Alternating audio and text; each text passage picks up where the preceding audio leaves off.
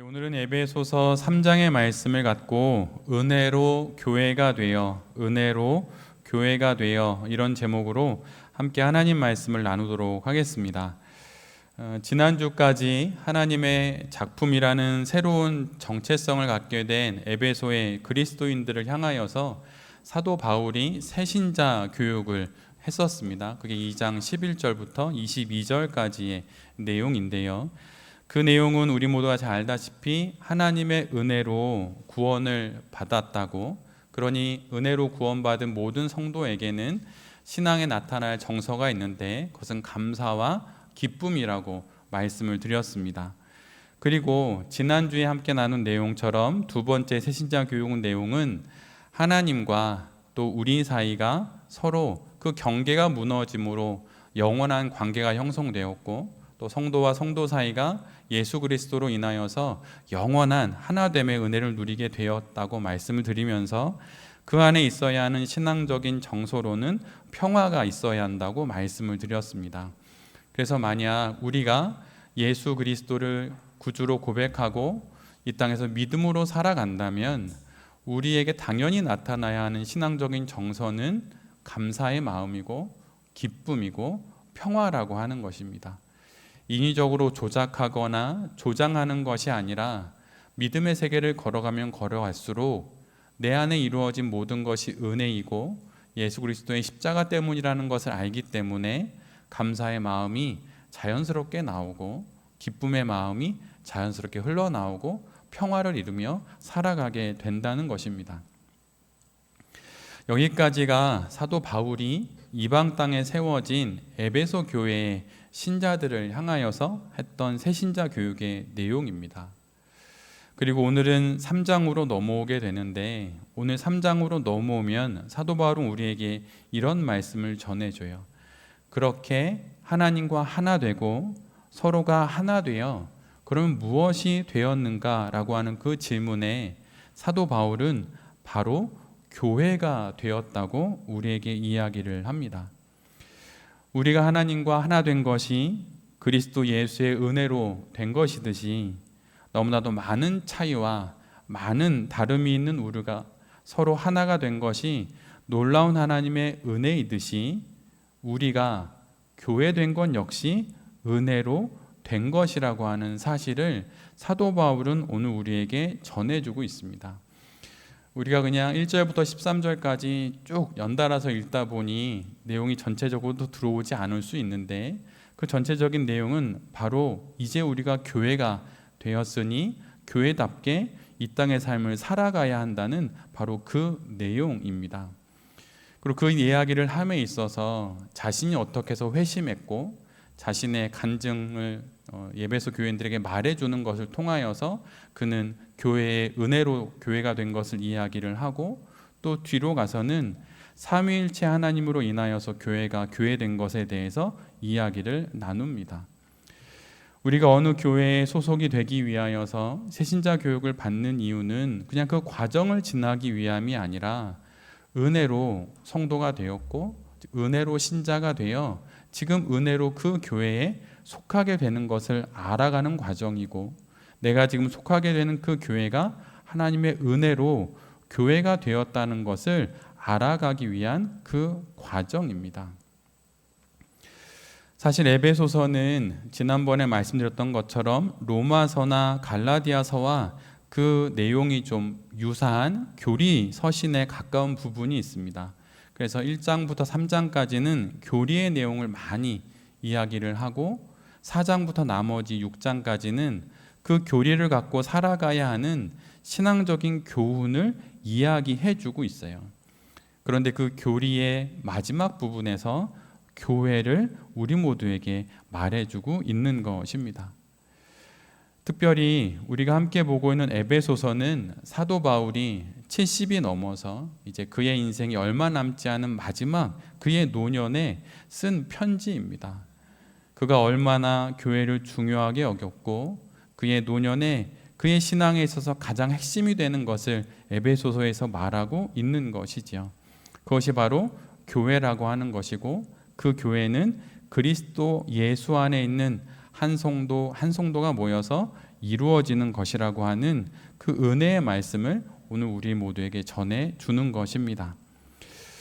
에베소서는 1장부터 3장까지 교리에 관련된 내용이고 4장부터 6장까지는 그 교리를 갖고 어떻게 살아가야 하는지에 대한 이야기를 해주는데, 그냥 이야기를 해주는 게 아니라 가정에, 우리가 속해 있는 가정에 대해서 유비적으로 교회를 설명해 줍니다. 그러니까 내가 살아가고 있는 그 가족, 집, 그 가정 안에서의 그 모습이 정확히 교회의 모습과 동일하다고 이야기를 하면서 교훈적인 이야기를 해주게 됩니다. 특별히 오늘 우리가 함께 이야기 나누는 교회는 하나님께서 당신의 뜻을 이루기 위해 세상을 향하여 세우신, 당신의 자녀들을 위해 세우신 공동체라고 하는 것을 말하고 있고, 그 공동체는 가정과 매우 유사하다는 것을 사도 바울은 계속 이야기하고 있어요. 모든 생명은 가정에서 태어납니다. 그리고 그 가정 속에서 성장을 해서 어른이 되고 또 그렇게 한 인생을 살아가게 되는 것이죠. 그것처럼 그리스도 예수를 믿어서 만약 한 영혼이 새로운 생명이 되었다면 그 역시 하나님의 자녀가 되어 교회 안에서 자라고 양육받고 성장하여서 성숙함으로 하나님 앞에서 아름다운 자녀가 될 수 있다는 것을 사도 바울은 말하고 있는 것이에요. 그렇게 우리 모두가 지금 돌베개 교회라고 하는 한 교회에 속해 있는 것입니다. 비록 오늘 교회의 이야기를 많이 하지만 사실 그것은 우리가 속해 있는 돌베개 교회만을 말하는 것은 아니고, 이 땅에는 모든 교회가 바로 하나님이 그러한 마음으로 세우신 교회라고 하는 것입니다. 고대 신학자들이 삼위일체 교리를 아주 다양하게 이야기를 합니다. 그런데 그 교리를 이해하는 것은 매우 어렵습니다. 삼위일체라고 하는 말이 성경에 등장하지도 않고 성경 속에서 하나님의 드러나신 모습을 그 삼위일체라고 하는 용어를 통해서 우리가 설명하는 것인데, 근데 그것을 통하여서 사실은 우리는 교회를 이해할 수 있습니다. 삼위일체는 우리 모두가 알다시피 성부, 성자, 성령 하나님이 함께 계신 건데, 그분들이 그냥 함께 계신 것이 아니라 상호 보완하면서, 상호 내주하면서, 상호 침투하면서 있다고 말을 합니다. 좀 신학적인 내용이라 조금 용어가 좀 딱딱한데 여러분이 이걸 알아두시는 것이 도움이 되세요.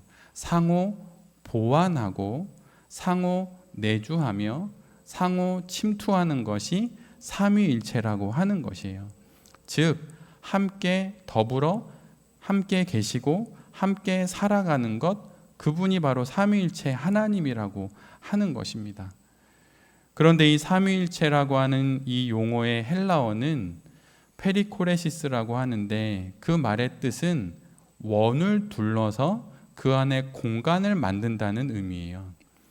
그러니까 삼위일체라고 했을 때 그게 어떤 교리적으로 성부, 성자, 성령 하나님이 상호 보완, 내주, 침투한다 막 이렇게 이해할 수도 있지만, 그 말의 의미는 서로 손을 맞잡고 빙 둘러서서 가운데에 여유가 있는 공간을 만들어 낸다는 것입니다.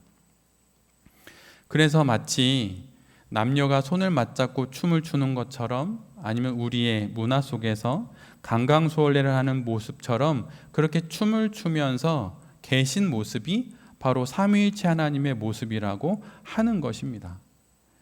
그런데 여러분 생각을 해보십시오. 예를 들어서 삼위 하나님이, 그 중에 성부 하나님이 춤을 추시는데 내가 아버지라고 해서 성자 하나님을 강압적으로 잡아당기거나 성령 하나님이 성부 하나님을 무시한다면 제대로 춤을 출 수가 없을 것입니다. 그러기에 삼위 하나님은 서로를 적절히 배려하고 사랑으로 품을 내어주고 그렇게 손을 맞잡고 춤을 추는 것이죠. 이것이 바로 하나님의 존재 방식이라고 말합니다. 그런데 바로 교회는 이런 삼위일체 하나님의 모상이 된다는 것이에요. 그 예가 된다는 것입니다. 그러기에 교회 안에서 우리가 함께 더불어 어울려 살아가지만 어느 누구에게도 강압적이어서는 안 된다는 것이에요. 내가 아무리 옳고 나의 주장이 아무리 맞아도 그렇게 강압적이는 안 된다는 것입니다. 기다리고 이해하고 설득하고 끊임없이 서로가 서로를 위하여서 영혼의 품을 내어주며 그렇게 세워져 가는 것이 바로 교회라고 하는 것이에요. 그렇다면 교회는 그러한 모습으로 이 땅 가운데 있는 것인데, 그러면 교회는 어떻게 존재해야 할까요? 그 첫 번째로 교회의 존재의 모습은 바로 앞에서 말씀드린 삼위일체 하나님의 모상으로 존재해야 한다는 것입니다. 그래서 성부 하나님이 성자 하나님께 또 성령 하나님께 그렇게 자리를 내어주듯이 서로 그렇게 서로의 존재의 자리를 내어주면서 그렇게 교회는 세워져 간다는 것이에요. 근데 이 방식이 정확하게 가정에서도 동일합니다. 자녀를 키우든 부모님과 함께 살든 배우자와 함께 살든 그 가정 안에서 나의 의견과 나의 뜻을 끊임없이 표출하는 것으로 결국 가정은 세워지지 않습니다. 옳은 것으로 다 되지 않고 내가 설득하는 것으로 다 되지 않는다는 것을 가정 안에서 배우게 돼요. 옳은 말을 하면 부모님이 따라오셔야 하고 바른 말을 하면 자녀들이 양육을 받아야 하는데 그렇게 되지 않습니다.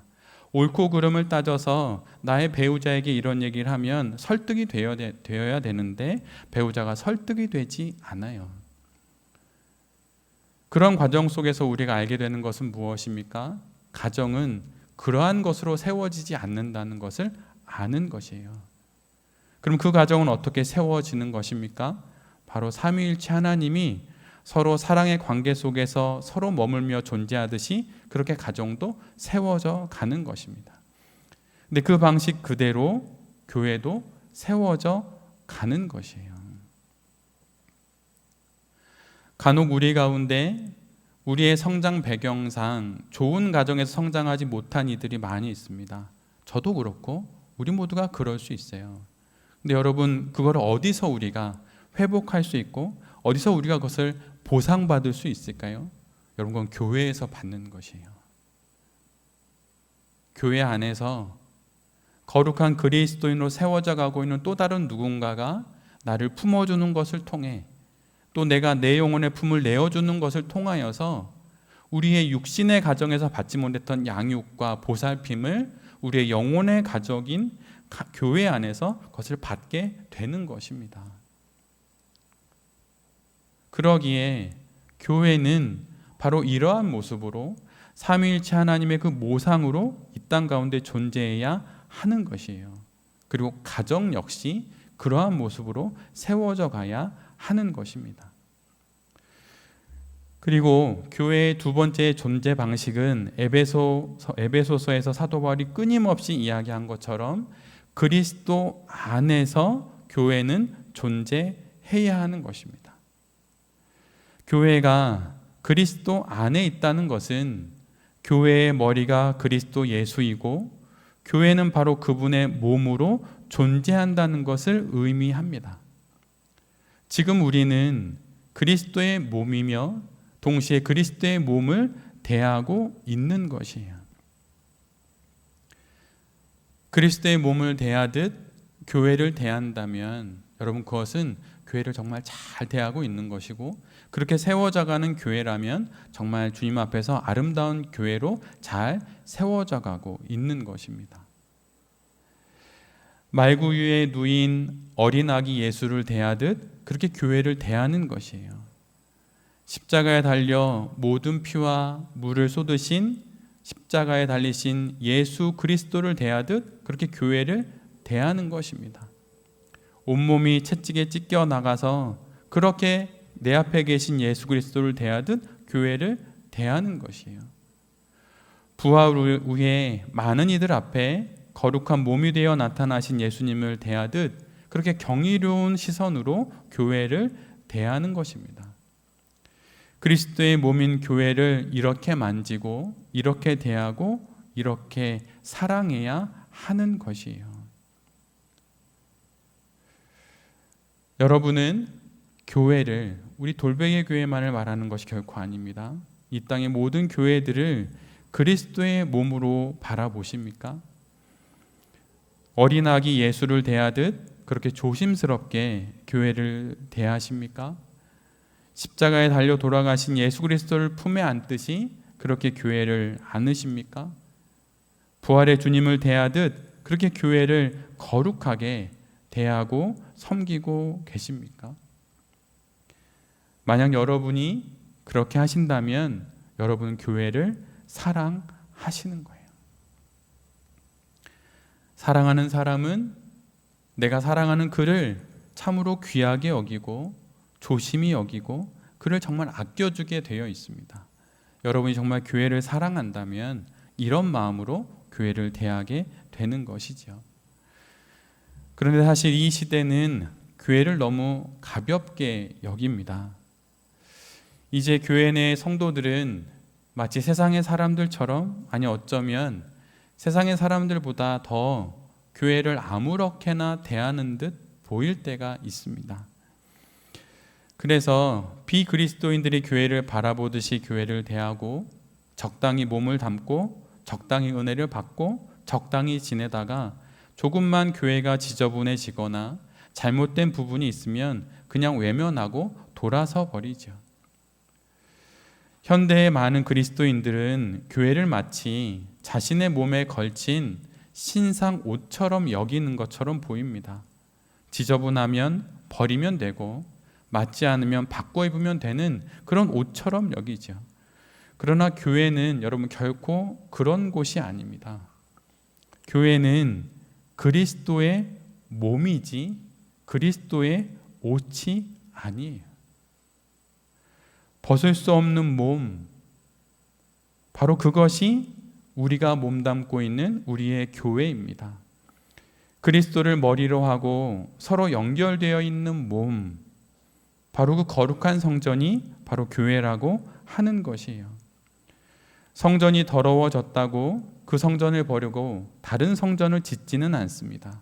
오히려 성전을 깨끗하게 하기 위해서 나의 애를 쓰고 더 노력을 하겠죠. 그것도 사랑의 마음으로 이 모든 것을 하게 될 것입니다. 어쩌면 이 시대에는 놀라운 높은 신학과 탁월한 또 어느 누구도 경험해보지 못했던 신비한 체험을 많이 한 그리스도인들이 필요한 것이 아니라 어쩌면 교회를 참으로 사랑하는 많은 사람들이 필요한 것일지도 몰라요. 교회를 사랑하고 교회를 마치 나를 키워준 나이 많이 드신 어머니를 대하듯 그렇게 대하고 그렇게 소중히 여기는 사람들이 이 시대는 더 많이 필요한 것일지도 모릅니다. 여러분은 한국 교회, 한국 사회에 있는 교회의 모습들을 보면서 교회의 나쁜 것들을 많이 보게 됩니다. 저도 많이 봅니다. 여러분 그러면 그거 볼 때마다 어떤 생각을 하시게 되나요? 교회의 나쁜 모습이 보이면 손가락질을 하고 더럽고 추하다고 믿는 사람 다 그렇다고 목회자도 다 쓰레기라고 이렇게 말하게 되겠죠. 근데 여러분 교회의 나쁜 부분을 보면 그것을 교회의 아픈 부분으로 볼 줄 아는 사람이 실은 성도인 것이에요. 가정의 나쁜 부분은 그 가정의 가장 아픈 부분입니다. 가정에 뭔가 도드라져서 뭔가 나빠 보이는 어떤 아이, 어떤 아빠, 어떤 엄마, 그 가정의 가장 나쁜 것이 사실은 그 가정의 가장 아픈 부분인 것이에요.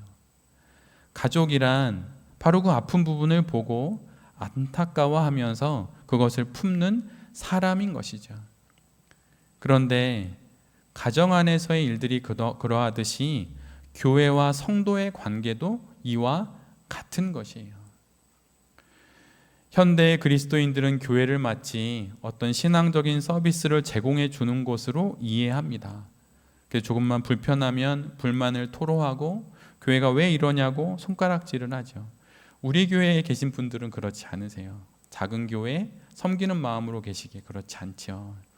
그런데 많은 그리스도인들이 그렇게 행합니다. 근데 여러분 교회는 비판의 대상이 아니라 연민의 대상이에요. 사랑의 대상입니다. 가정이, 교회가 바로 하나님이 직접 만드신 공동체인 이 두 개의 공동체가 그러하듯이 우리 모두는 이 두 공동체를 그렇게 사랑해야 하는 것이에요. 가정에 문제가 있다고 하여서 부모가 그 자녀를 밖에서 흉보지 않습니다. 자녀들이 부모의 흉을 아무 곳에서나 가서 말하지 않지요. 왜 그런 것입니까? 한 가정이기 때문이에요. 교회 역시 마찬가지입니다. 어느 한 교회의 허물을 보게 되었다면 여러분, 그것은 사실은 내 자신의 허물입니다. 한국 교회의 어떤 허물을 보게 되었다면 내가 속해 있는 이 한국 교회의 허물이고 나의 허물이에요. 그래서 그것을 놓고 기도해야 하는 것입니다. 정말 교회가 그리스도의 몸입니까? 정말 그렇게 생각하십니까? 그렇다면 여러분, 교회를 향하여서 연민의 마음을 품으십시오. 그리고 교회를 그리스도 예수, 아기 예수의 몸을 대하듯 그렇게 대하십시오. 정말 조심스럽게 그렇게 교회를 대하십시오. 그러면 여러분, 그 가운데 분명 큰 은혜를 누리게 될 것입니다. 첫 아이를 낳고 아이를 처음으로 집으로 돌아와서 안아보았을 때의 일이에요.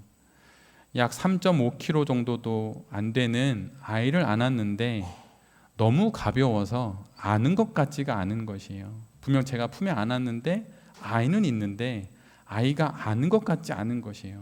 근데 순간 저에게 두려운 마음이 확 몰려왔어요.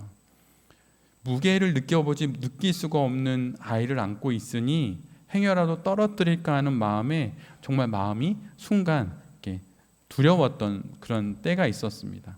그래서 바로 아내에게 아이를 넘겨주고 이렇게 그런 순간을 경험했던 적이 있어요. 근데 여러분, 교회를 이런 마음으로 대해야 하는 것이에요.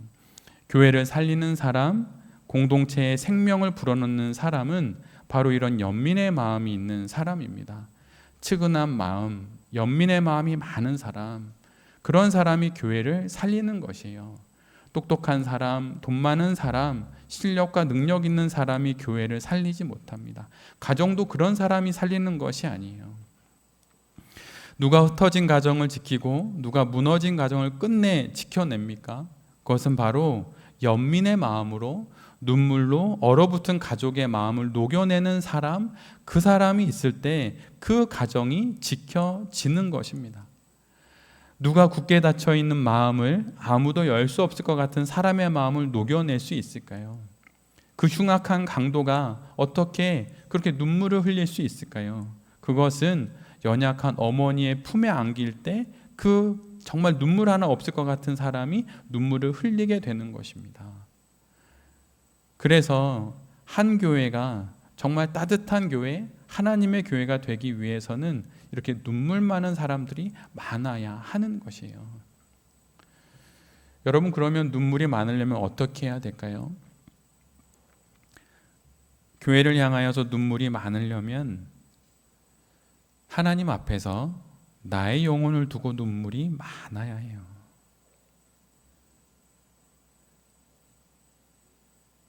구원받지 못한 자식과 구원받지 못한 부모를 위해 아무리 기도를 해도 눈물이 나지 않는다는 분의 이야기를 들은 적이 있습니다. 아무리 정말 사랑하는데 구원을 위해서 기도하는데 눈물이 안 난다는 것이에요. 근데 그때 그 이야기를 들은 목사님이 이렇게 대답을 해주셨어요. 또 다른 누군가의 영혼을 위해서 울 수 있는 사람은 자신의 영혼을 보고 울어봤던 사람만이 바로 그 일을 할 수 있다는 것이에요. 그러기에 내 앞에 있는 아직 구원을 모르시는 부모님과 아직 그리스도 예수를 모르고 떠도는 자녀들을 위해서 만약 나에게 눈물이 없다면 하나님 앞에서 나의 영혼을 바라보며 눈물을 흘려야 하는 것입니다. 영혼 깊은 곳으로부터 나오는 그 깊은 눈물을 흘릴 때 비로소 내 몸 밖에 있는 또 다른 누군가의 영혼을 위해서 울 수 있는 것이에요. 그리고 그렇게 울 수 있는 사람들이 모인 교회가 아름답게 세워지는 좋은 교회가 되는 것입니다.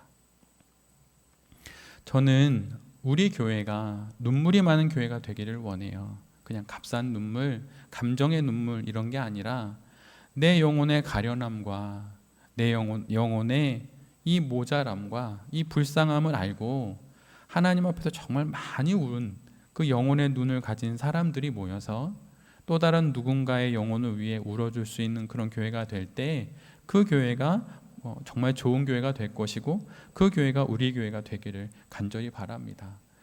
우리 교회에 오면 눈빛이 순해지고 마음도 좀 차분해지고 침착해지면서 하나님을 향하여서 한없이 눈물을 흘렸던 그 눈물의 흔적을 갖고 모이고 그렇게 모인 우리가 예배를 드림으로 이 은혜가 세상에 흘러갈 때 우리 교회가 하나님이 그토록 찾으시는 아름다운 교회가 될 수 있을 것이라고 저는 믿습니다.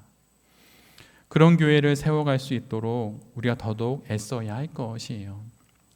가끔 이런 말씀을 드리면 교회를 담당하고 있는 목사님이 그렇게 애타게 눈물을 흘려야 성도들도 흘리지 않겠냐고 말하시는 분들도 계시더라고요. 근데 여러분, 교회는 그런 것이 아니에요. 교회는 그렇게 세워지는 것이 아닙니다. 우리 모두는 각자의 이름으로 이 땅에 살면서 성도라는 호칭이 붙고 그렇게 살아가지요. 저도 언젠간 죽을 터인데 하나님 품에 안길 때 저는 제 비석에 제 이름 앞에 성도라고 하는 두 글자가 적히기를 원합니다.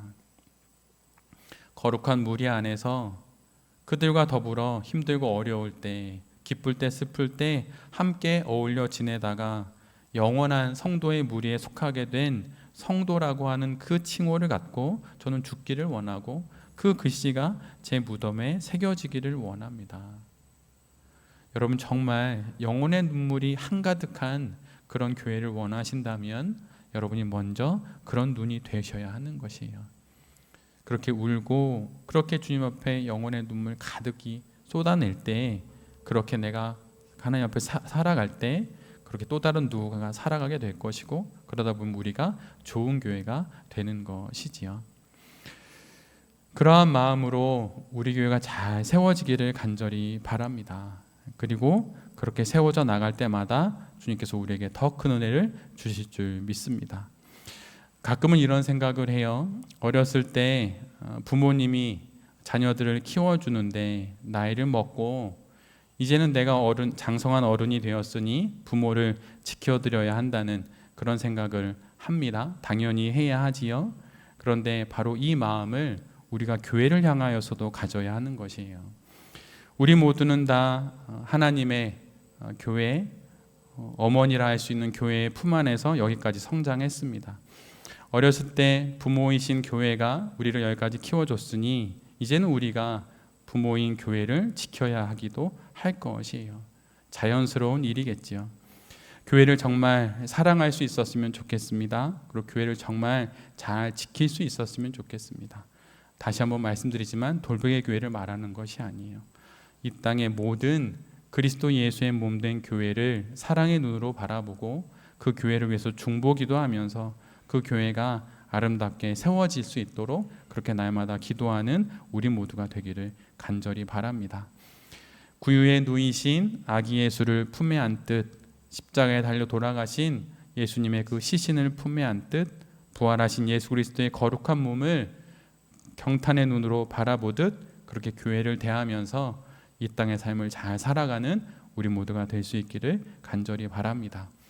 여기 계신 모든 성도님들과 이 말씀을 전하는 제 자신이 그리스도 예수의 몸인 교회를 진정으로, 정말 진정으로 사랑할 수 있게 되기를 기도드립니다.